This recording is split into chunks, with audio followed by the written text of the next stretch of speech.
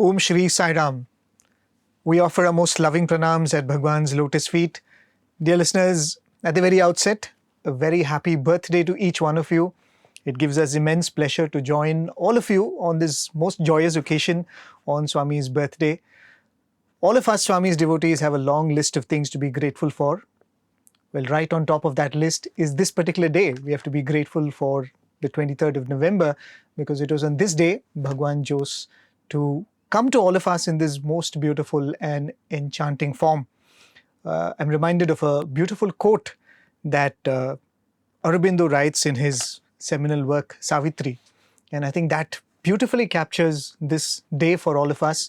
And it goes, "The all-containing was contained in form. Oneness was carved into units measurable. The limitless built into a cosmic sum. Unending space beaten into a curve.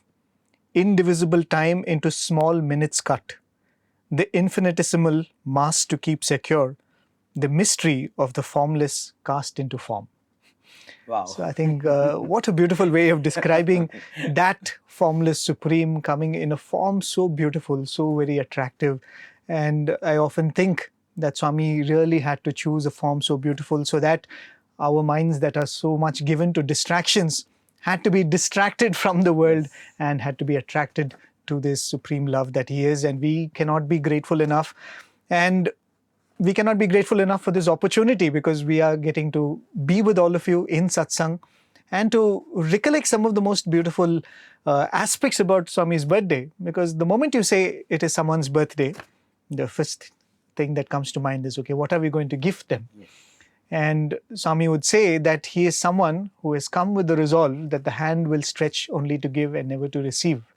And as that being the case, even during Swami's birthday, the hand only stretched to give and not to receive.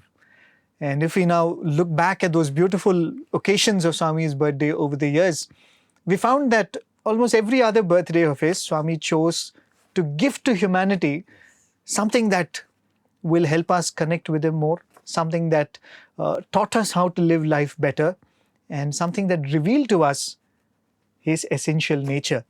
And dear listeners and viewers, what we're going to be doing today, Bishu and myself, we are going to go back into the memory lane and cull out some of these beautiful gems. The many institutions that we see around in Swami's, in the Sai world, and some of us are fortunate enough to play small roles in some of these institutions. Many of these institutions have connections with Swami's birthday. Either it was declared to the world on Swami's birthday, it was announced to the world on Swami's birthday, or it was inaugurated somewhere around or on Swami's birthday. And we're going to go back to some of those occasions, not only because these were starting of institutions. As I said, these were moments through which Swami revealed to us what his essential nature was, also revealing to us what he expects from each one of us. So let's invite Bishu to join all of us. Yeah. Bishu, So, happy birthday to you. Yeah, happy birthday to you too, Prem. And, as you talk about the gifts that Bhagawan gives and continues to give and has been giving for so many years now, you mentioned about how Bhagawan is all about giving. And I think the biggest manifestations of that giving, the biggest examples and illustrations of that giving we saw on birthdays, isn't it? Right. Even just cursory level, we're just thinking about, what each birthday means for every institution. And we were so happy and delighted to discover that, every institution has a birthday moment, has a magical birthday moment, has a birthday connect. And before we go to any institution, let's take Prasanthi Nilayam. Right. Prasanthi Nilayam, the sanctum sanctorum of this divine hamlet, the Sai Kulwant Hall, this entire legacy that Bhagawan has given us, the biggest gift, one of the biggest gifts that Swami has given all of us is this space, this energy. Even today, whenever anybody comes to Prasanthi Nilayam, we have had the opportunity now, especially during birthdays, to, see many new people coming to Prasanthi Nilayam and people, of eminence, people, especially musicians, and I'm always in awe at how someone comes to this space and they have just entered this space. They have not even gone to Sai Kulwant Hall, or they have not even stepped into the mandir, but they all say that there is an energy here. Even yesterday there was this beautiful concert of Rajesh Vaidya sir, and he's coming for the first time. The drummer who is also here for the first time, and he's saying, oh my God, there is some energy here. I have played in so many places, but this ambience is something else. Will you call me again? I want to come again. We have performed at so many places. They are all commercial places. Don't just compare. Please give us the chance to come again. Beautiful. That is something absolutely unexplainable. And I think for all of us, this gift of Prasanthi that Swami has given is the mother of all the gifts. And when you look at Prasanthi Nilayam, the birthday of Bhagawan is on November 23rd. Right. The birthday of Prasanthi Nilayam is also on November 23rd. And today, as we record this satsang, it is November 23rd, 2023. We'll celebrate Swami's 98th birthday. This is a Thursday. This year, it's a Thursday. And November 23rd, 1950, when Bhagawan gifted Prasanthi Nilayam to all of us, was also a Thursday. Beautiful. And it is a Kartika Chaturdasi. And Bhagawan on that day did something very beautiful. There was a big procession. So Swami was to come in the procession from the Pata Mandir, from the old Mandir to the new Mandir. And just like now we had the Rathotsavam, and we are taking Bhagawan in the chariots. Those were the early years of the procession, and people had the opportunity to carry Bhagawan on their shoulders in these beautiful palanquins. And so Swami is coming from the old Mandir, and flower bedecked palanquin and chariot. And one thing that Swami was constantly doing as he was coming was, Swami would take flowers, that were offered to him, and he would just sprinkle on the devotees. And when you read the description of those processions, people were walking, facing Swami and walking backwards. And they would always see that Swami would be so concerned about them. Swami would tell, no, there is a bush here, there is a ledge here, be careful. So, and for people, to receive that instruction from Bhagawan, it's like your focus is only on Swami. And Swami said, if your focus is only on me, I will look after the world. Don't worry, nothing will ever happen to you, And so they are all carrying Bhagawan and just their eyes fixed on Bhagawan.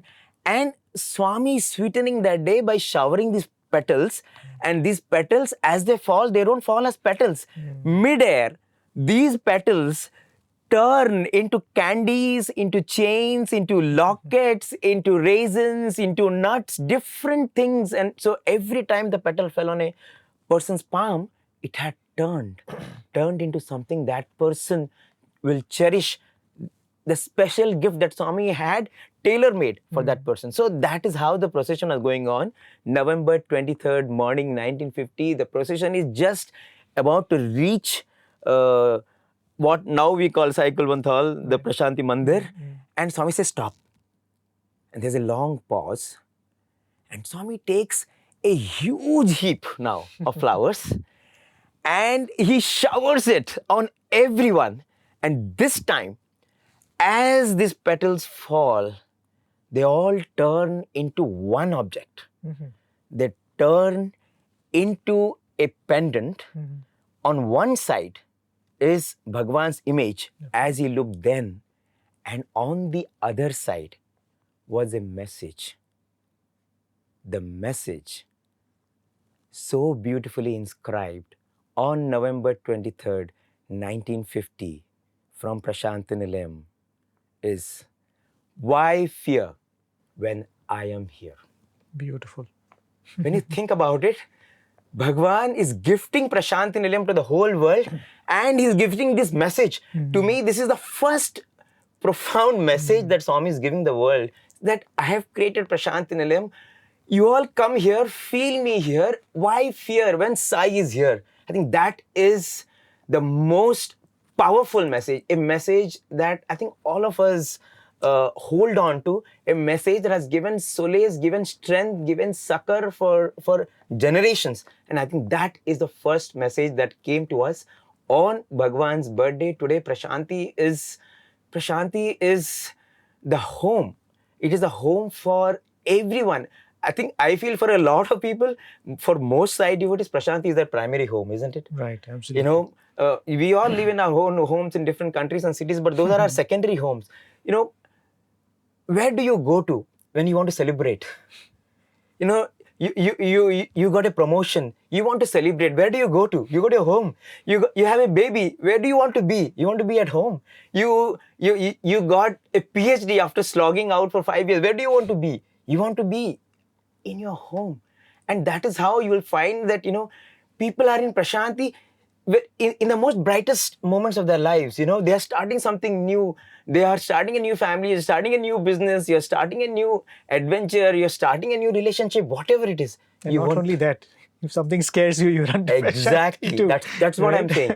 So that's where you come to, right? Right. So something wrong happens in your office. Where do you go? You will come and sit in your home. You won't go and enjoy with your friends. Right. Now something untoward happens in your life also. You come back to home. Right. You know, if something is not working out in your family, there's a breakdown in the family, you want to be at home.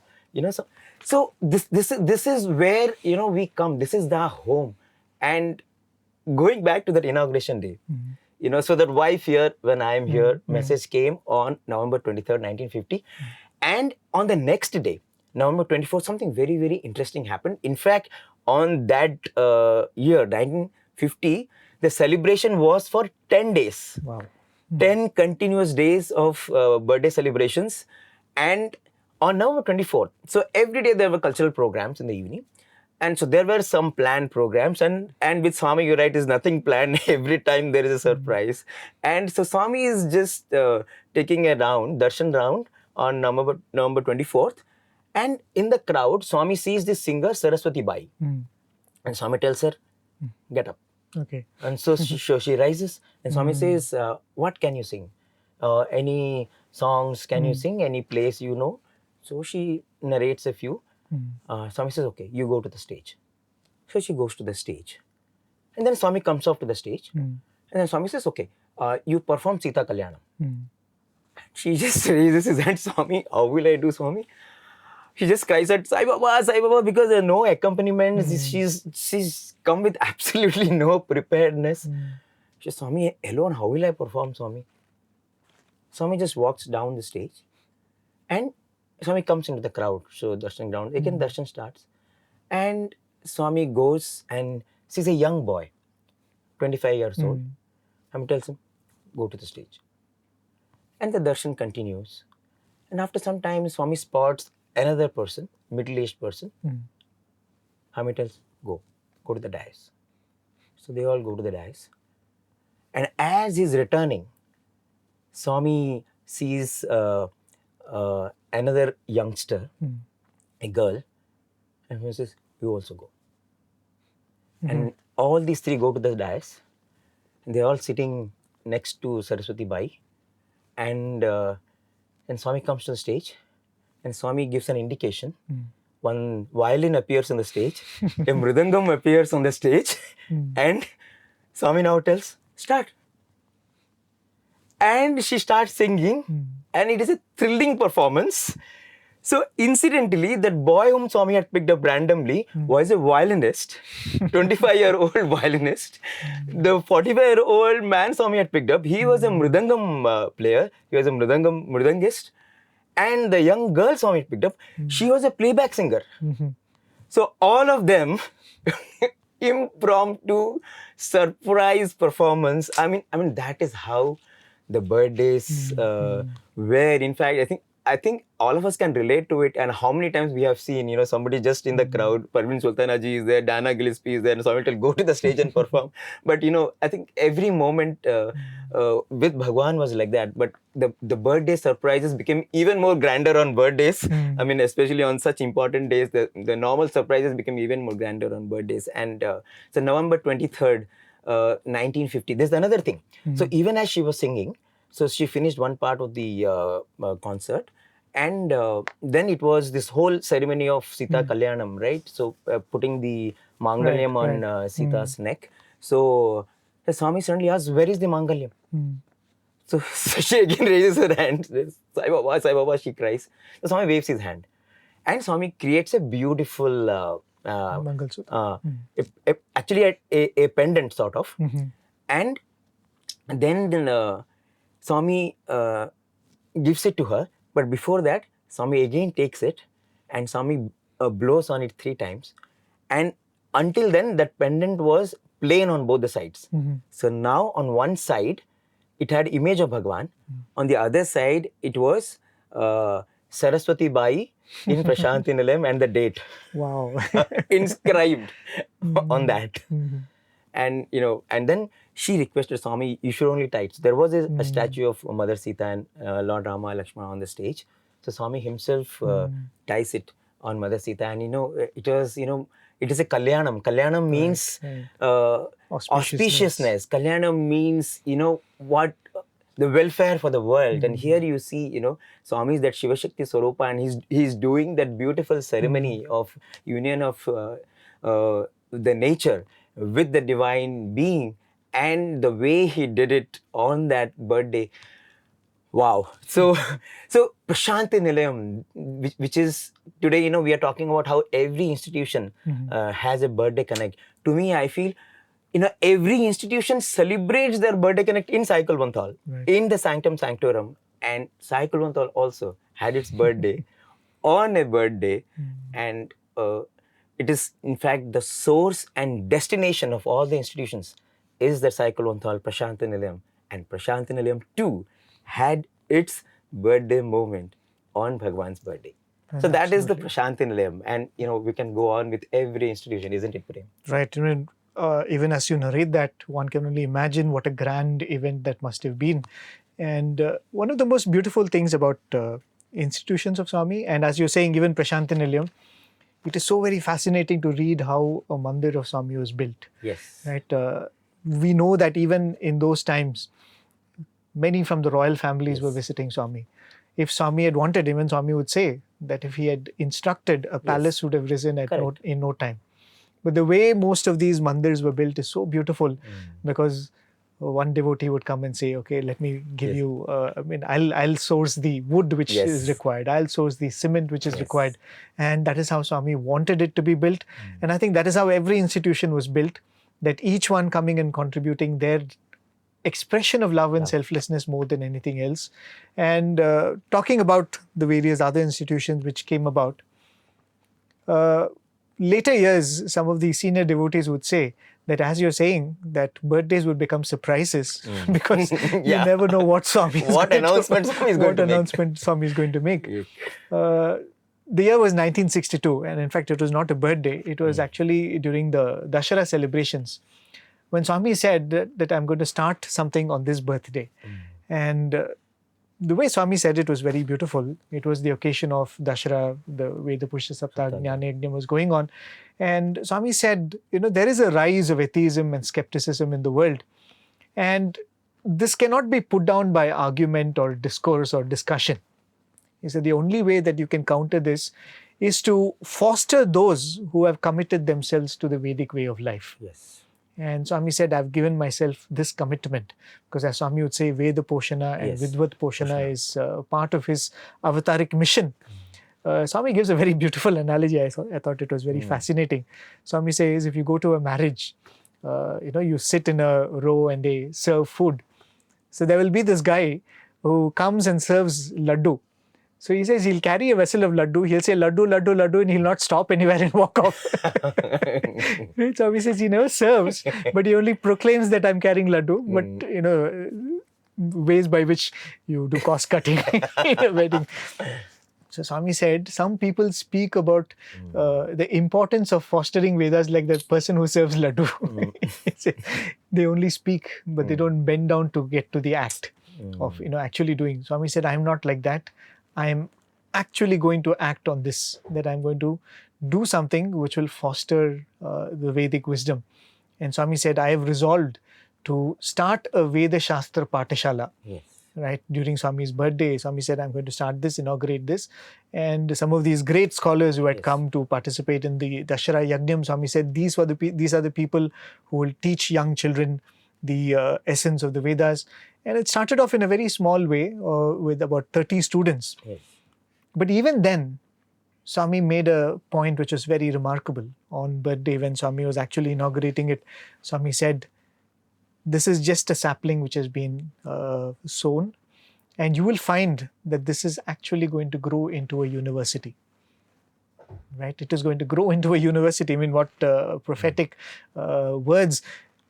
It's very easy for us to look back and say, oh, Swami said it then. For those people who have been to Prasanthi Nilayam in the 60s, they know what Prasanthi Nilayam was, and the whole region, how backward it was. For Swami to make a declaration that this is going to become a university, and not merely a university. He said this mission that has been started here is going to sprout in different parts of the world. Well, today we know that there are Atirudra Yajnams happening in Russia, and people doing Japan. Japan and Croatia and the Latin American countries. Swami's devotees taking the Vedic Veda chanting to all of these places.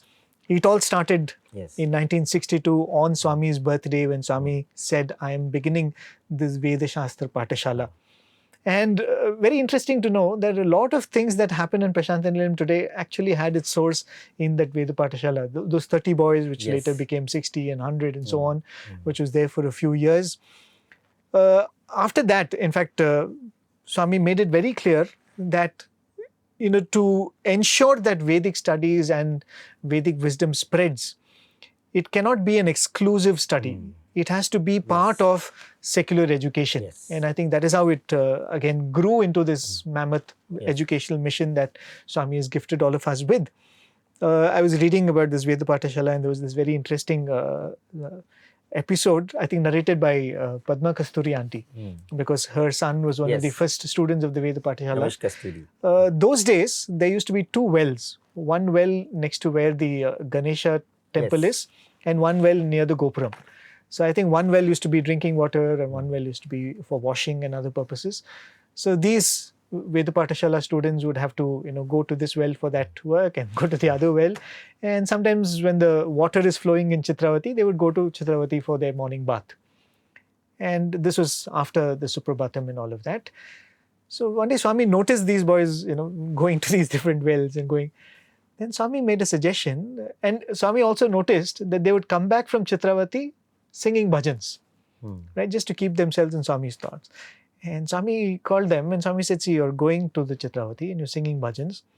Instead of going from the mandir or from where they were staying, the Patashala block, to Chitravati, why don't you come around mandir and go? Right? You're anyway going so far, so why don't you sing bhajans, come around the mandir and go? So that became a practice. So they would sing bhajans and go around Swami's mandir and go for bath and then come back. So that became one pradakshina. Then Swami said, okay, you're doing bhajans, why not some of you chant Vedam and go? Right? Imagine that what started off as a simple suggestion from Swami is today the Nagar Sankirtan. In fact, not merely the Nagar Sankirtan that happens in Prasanthi Nilayam, it's the Nagar Sankirtan that happens across the world. Right? In so many places in the world that Nagar Sankirtan tradition is still continuing.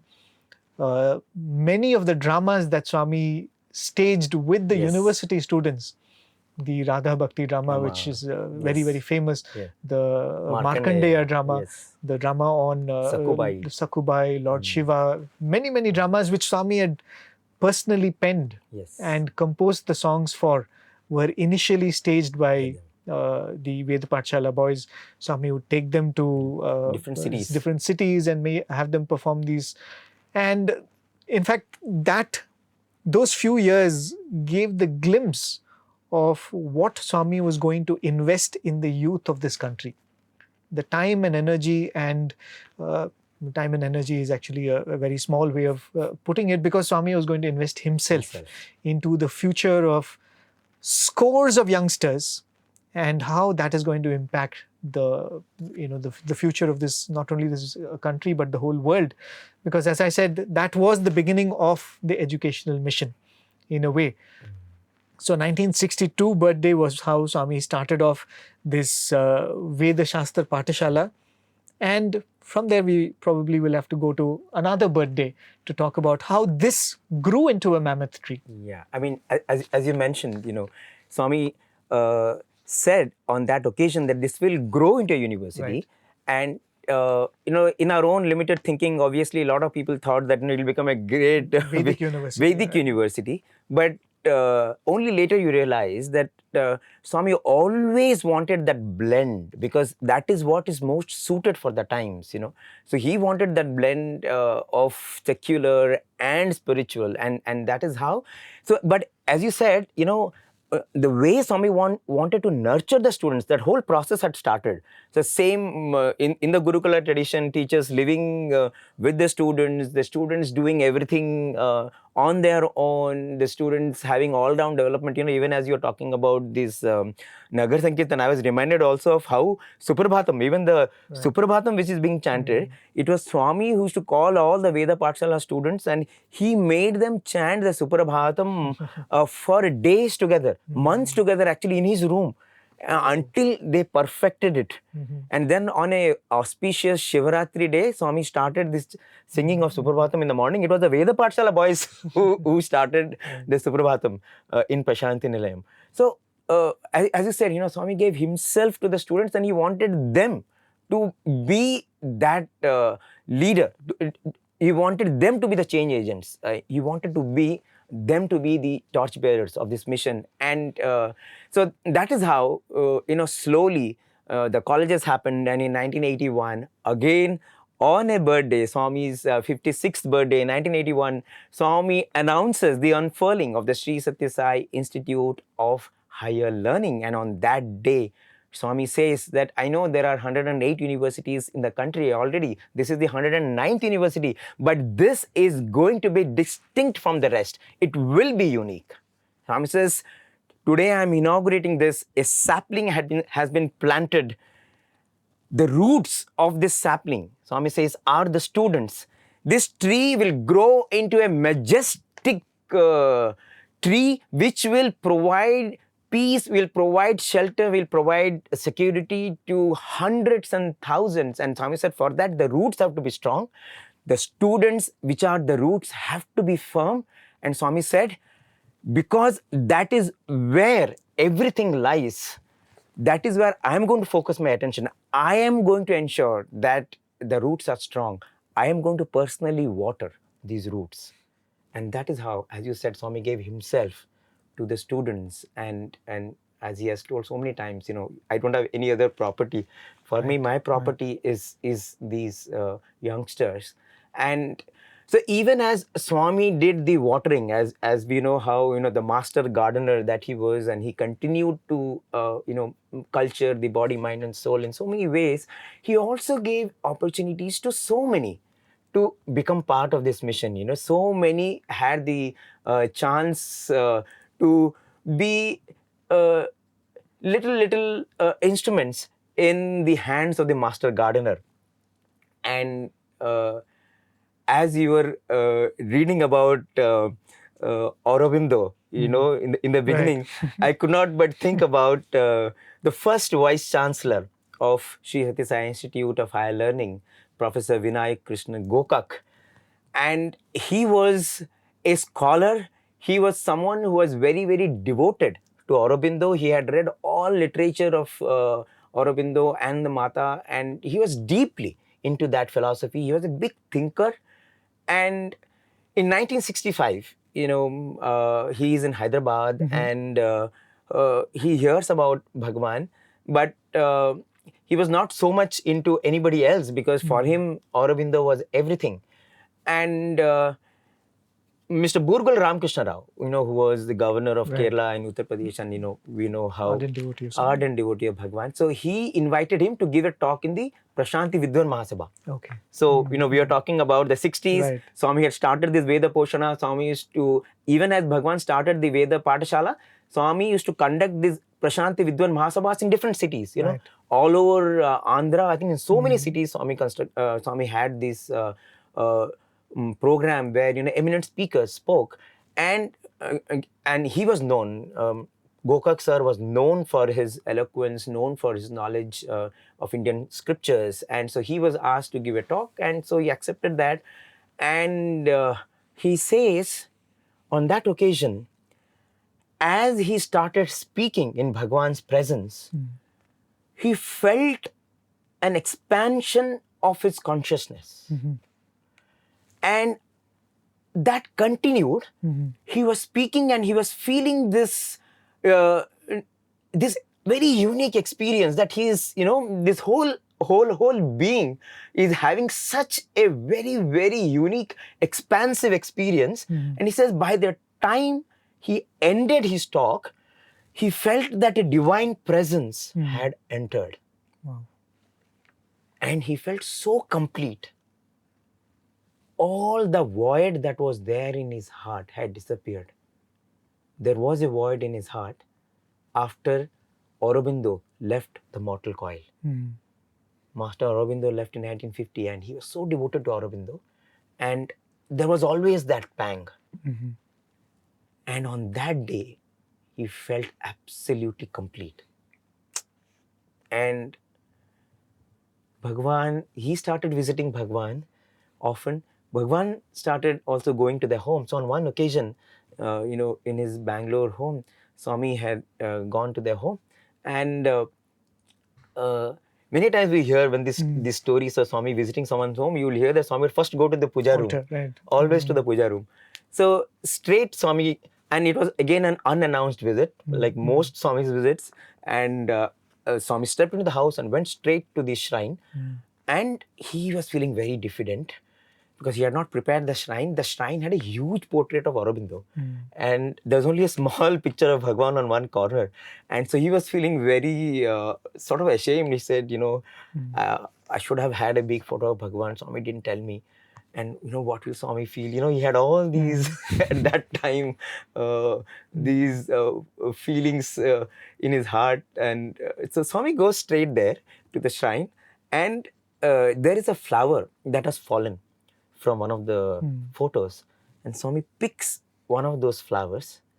And Swami takes this flower and puts it right on the top of Aurobindo's photo. And for him, that was it. From then on, the clarity, the conviction that he got was so solid that he moved on to now delving deeper into Sai literature. So now with that extensive knowledge and command over English and philosophy, reading Aurobindo's literature, now he came to Sai literature, and you can only imagine his joy as he was discovering Bhagawan's wisdom.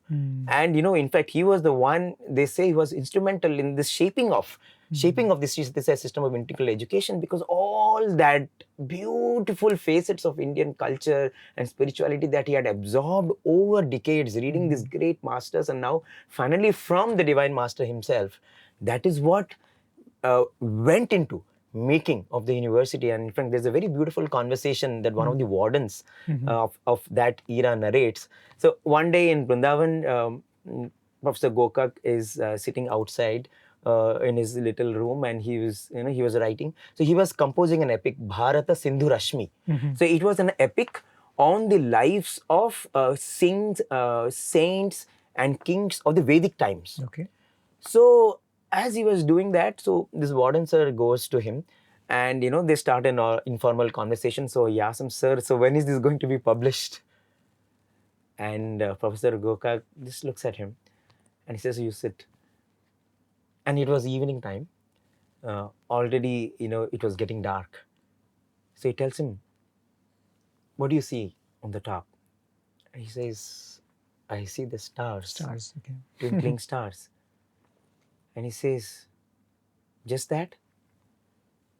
He says, yes. He says, no, it is not just twinkling stars. It is God. It is an epic being painted by God on the canvas of the sky. It is not just twinkling stars. He says, yes, sir. He says, what happens in the morning? the stars are not there.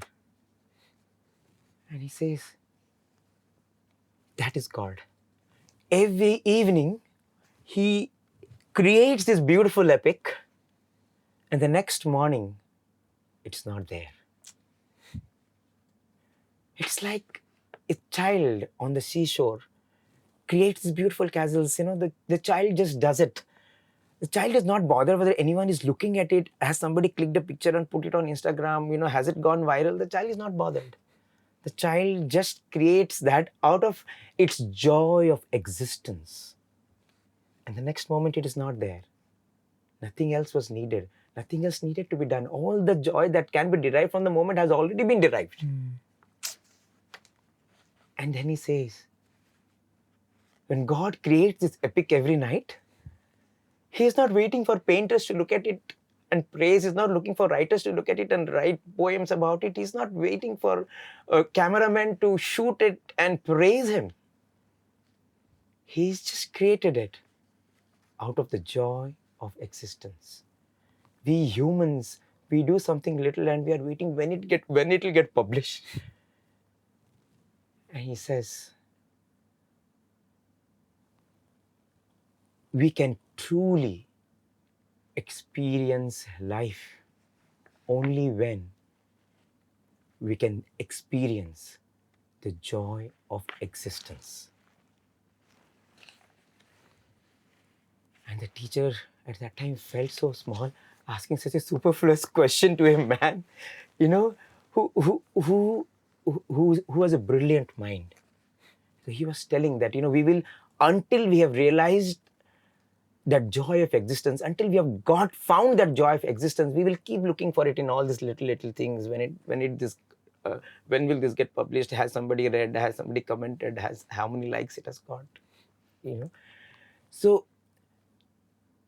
that was Professor Vinay Krishna Gokar, the first Vice Chancellor. How sorted he was in his head, the kind of clarity that he had, that is the clarity that went into the grooming of the students. He was the Vice Chancellor for multiple terms as the university started. And when I think about it, Bhagawan created these institutions and brought in such beautiful souls, gave them also the opportunity to be a part of this beautiful reshaping of humanity. And the university has its birthday connect. Prasanthi has its birthday connect. The university had its birthday connect on 56th birthday Bhagawan 1981. And the birthday connect of institutions continue. Absolutely, because as you were saying, so many thoughts come. How Swami nurtured the students. In fact, one of the things that Swami said was, if you want to nurture a plant, you have to water the roots. And the roots are the students, right? The fruit that you will see will be the transformation that happens in the society at large because of these students. I remember a very simple but beautiful episode narrated by a former student who studied in the Arts and Science College. So we have not yet come to the university. He comes from a humble background. I think he was from the town of Anantapur. So he did all his schooling in Telugu medium, but a brilliant student nevertheless. He had got a few double promotions, which were a thing in those days. And as a youngster, he had come and joined Swami's college for the PUC, the pre-university course. So one day Swami comes up to him and Swami asks, how are you doing? And how are you finding the classes? So this boy very hesitantly, he tells Swami, I'm not able to follow what is being taught in the class because they're all speaking in English and my English is not all that good. And Swami says, is that so? Who are your teachers? Swami asks him. So you can't not answer that question. So very hesitantly, he names a few teachers. And Swami says, okay, two of these teachers, they come from outside. So it would not be appropriate for me to say anything. But this third teacher, I can tell, because he was a teacher who was a Swami student who had become a teacher. Then Swami looked back and Swami called for him. And Swami said, what is the point if you're going to take class like a tape recorder? Right? You record something and then you come and play it here. Isn't it your duty to ensure that the students understand what you're saying? And then Swami said, see, this boy is saying that your teaching is too fast and he's not able to follow it. Now, this boy was actually, he was a bit scared what was going to happen, because it would appear like he has complained about the teacher to Swami, right? And he was wondering what are going to be the repercussions of this. So he was paranoid about the whole thing. But then he said this teacher took it so sportively that there was a flaw in the way he was carrying out a duty of his, which is after all an offering of his to Swami. And Swami was telling him how to make it better. So he says he went back, and of course his approach to teaching changed. And then this was also, Swami also called the head of the department of that subject.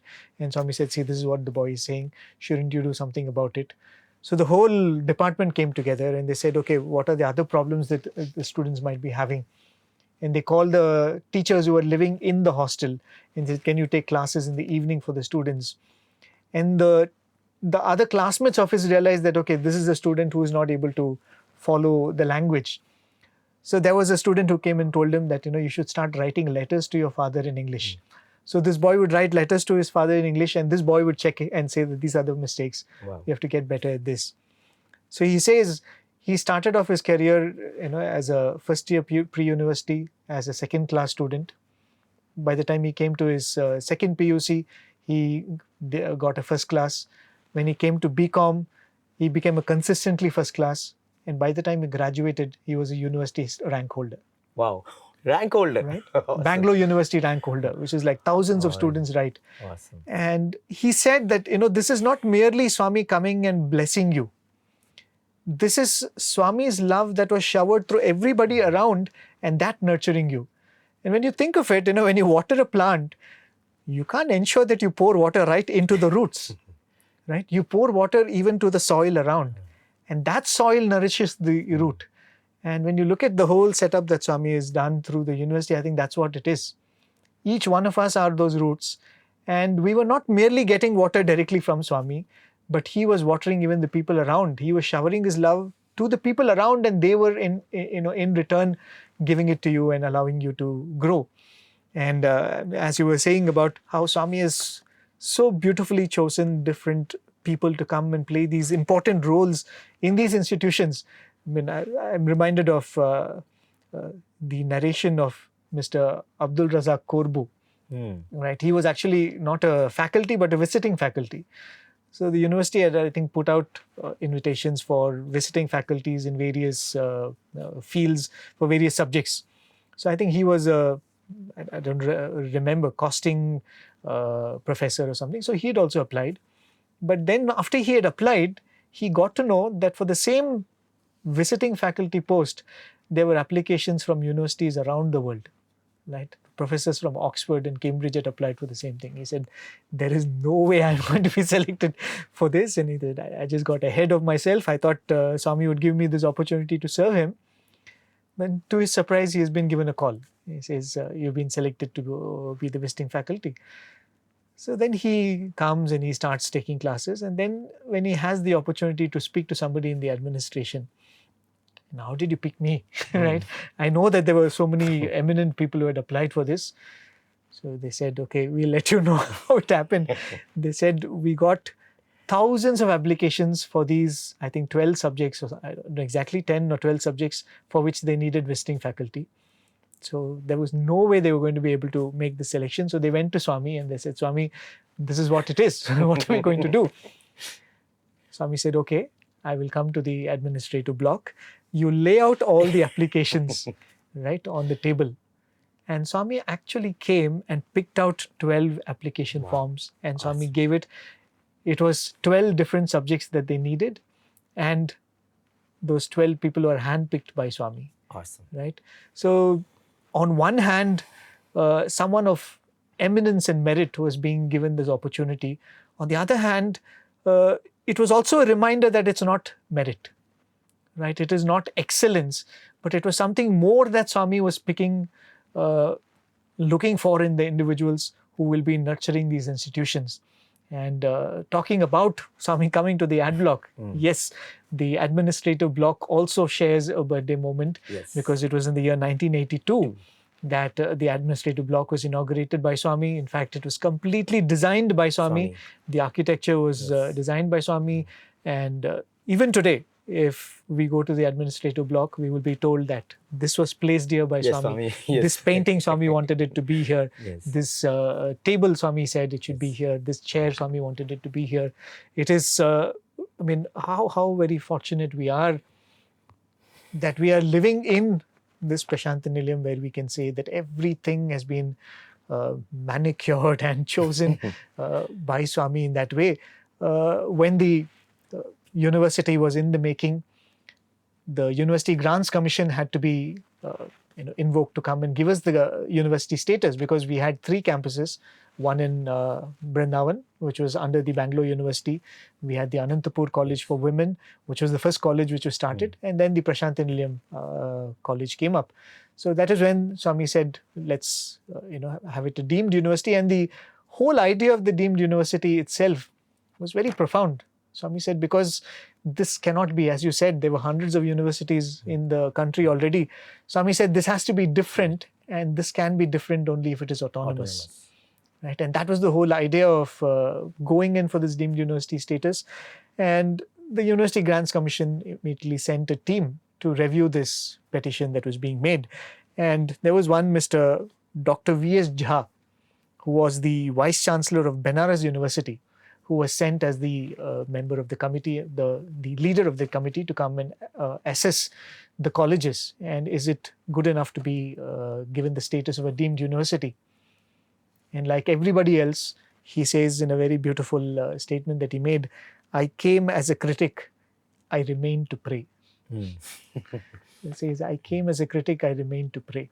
Right? And then he says that there is no other institution which deserves this status than this. In fact, we hope that this will become like a shining light for all the universities.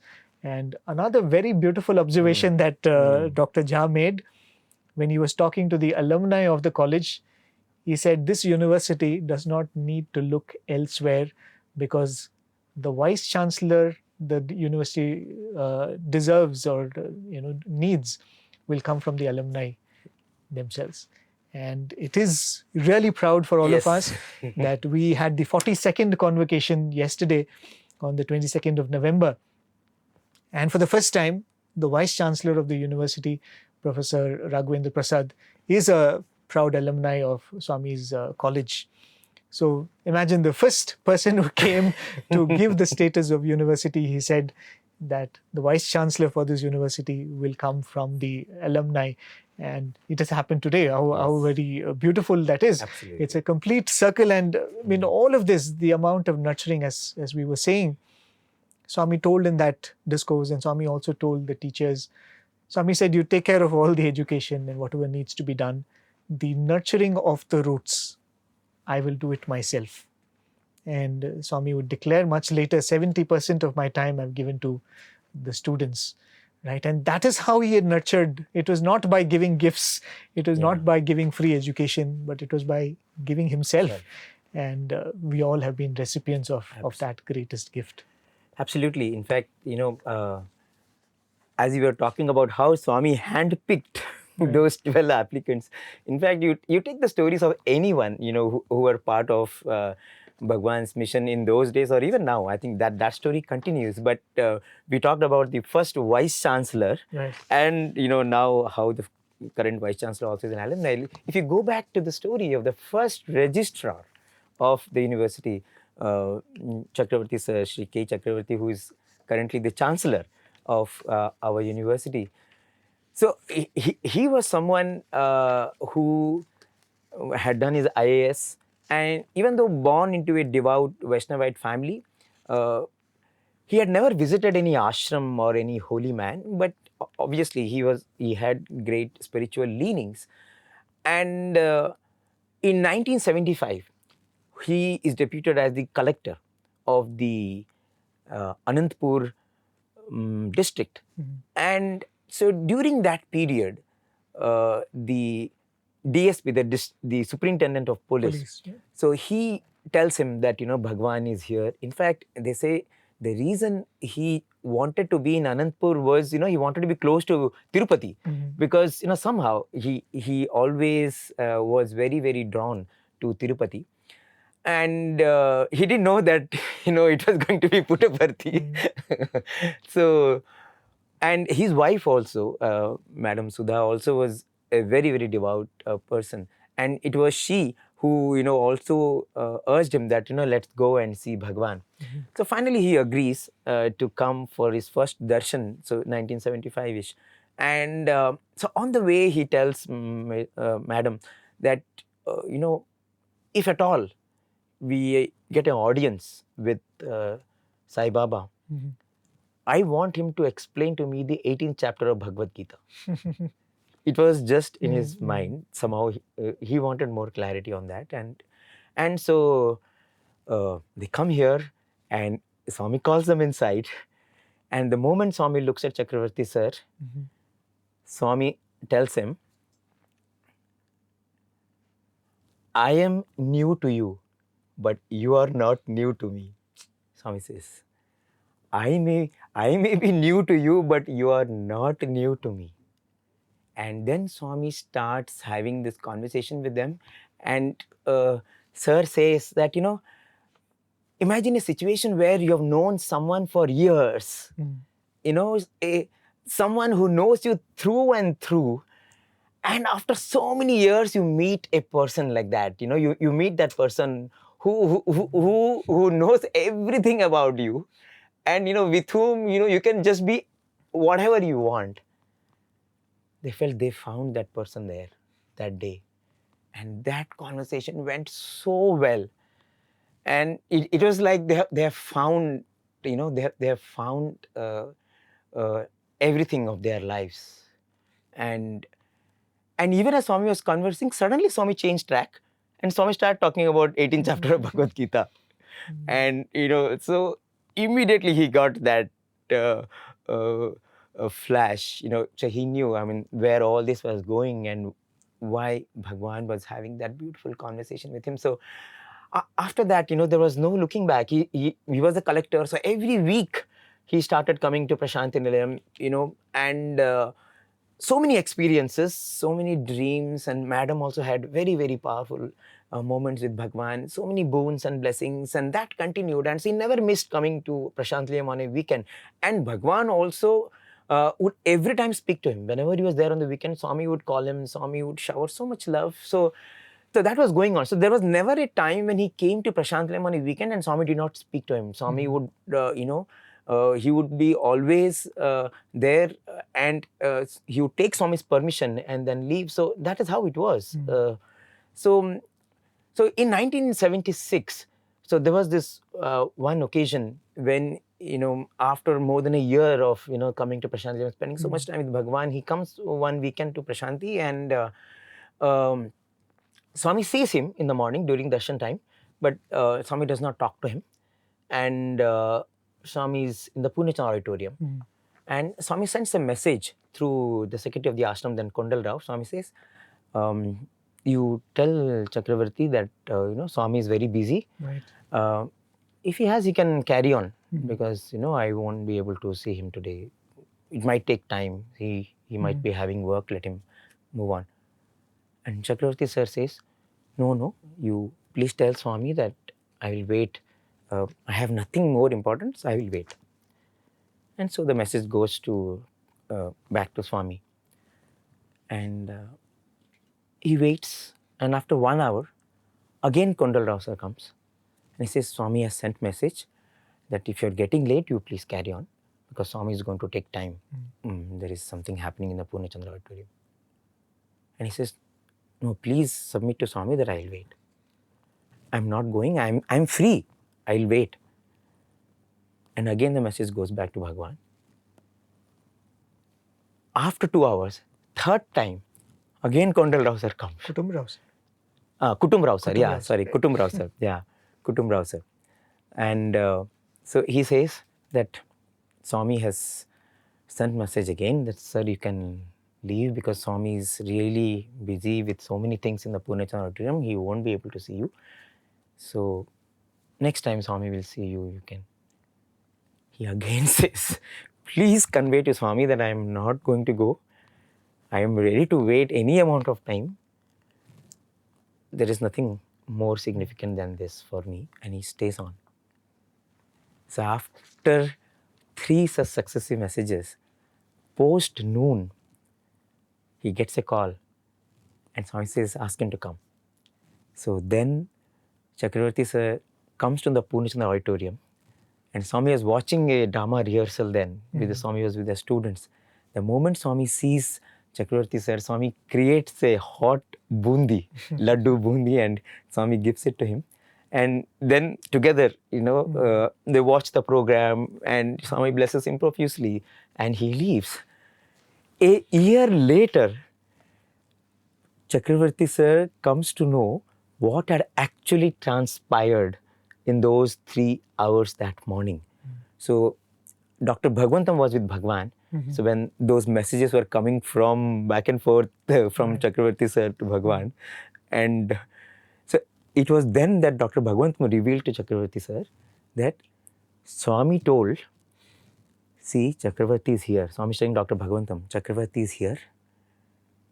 If today he does not go and he continues to stay, his life will take a new direction. But if he decides to go, it will take a different turn. And that choice that he made on that day made every difference in his life. Sir was the first registrar, later on became the secretary of the Central Trust and the trustee, and now, of course, the chancellor of the university. But when it comes to God and the world, when it comes to Bhagavan and anything else, where should my priority be? How steadfastly I should choose him? That came to the fore even more pronouncedly, when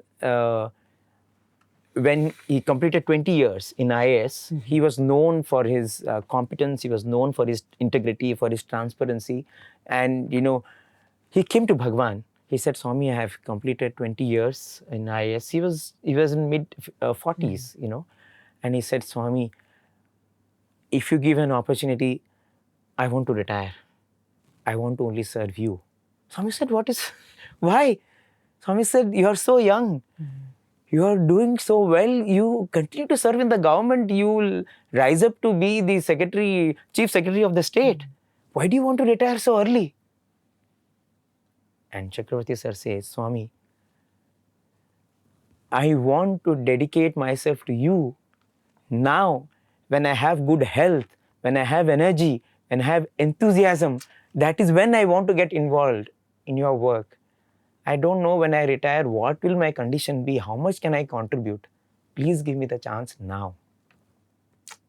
And Swami just blesses him, does not tell anything. This is 1980.